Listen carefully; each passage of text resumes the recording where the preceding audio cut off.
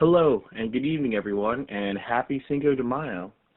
As you can see, Group 15 will talk about hookah and our intervention to engage high school students in a presentation on the dangers of hookah usage in order to decrease their intentions to smoke. Our main goal is to deliver a powerful educational presentation to selected high schools in San Diego.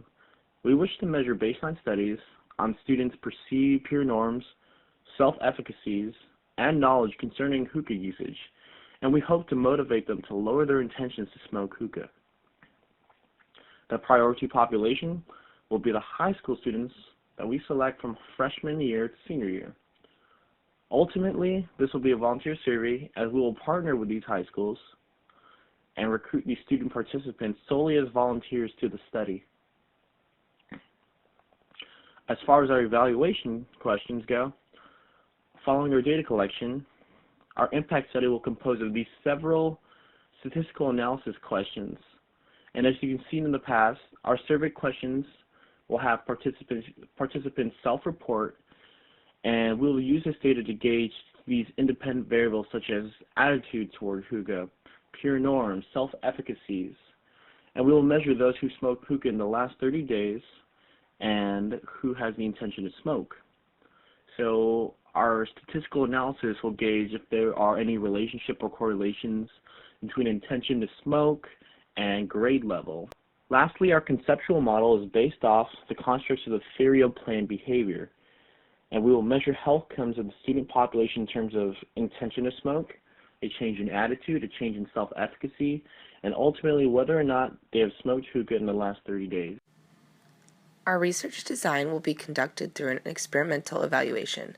Of the 6 schools chosen, 3 will be randomly selected to receive the intervention, and 3 will only have the standard smoking prevention education. We will also be using nominal data to record our results. The independent variables of the students' age, gender, and race will be measured. Based on this information, we will then be able to assess our dependent variables of knowledge, susceptibility, and behavior regarding hookah use. These variables will be measured through the use of a pre- and post-intervention questionnaire survey. To properly gather all of our needed information, our survey will include an introduction, general questions, questions of interest, and other sensitive questions towards the end. They will be distributed to every student in both the control and the experimental group.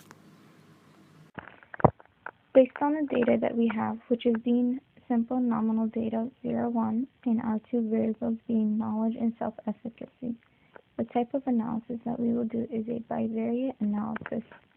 After our intervention, there are 3 findings that we found.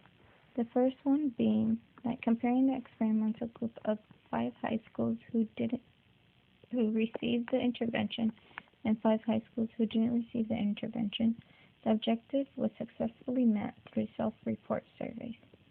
The second finding being the correlation between the control group of schools who didn't receive our intervention did not show a change in the knowledge towards hookah smoking. The third finding is the group of schools who did receive our intervention had a greater self-efficacy to lowering their intention to smoke hookah. So we used R in order to compute our data that we obtained from the high school students, and in our intervention group column we have 1 being our intervention group and 0 being our control group. And before any intervention was given, we asked both groups whether they had the intention of smoking hookah, and we had a mixture of results, but 0 was they had no intention of smoking hookah, and 1 was they did have the intention of smoking hookah. And after the intervention was given to the intervention group, we asked again both the groups about their knowledge, self-efficacy, and again whether they had the intention of smoking hookah.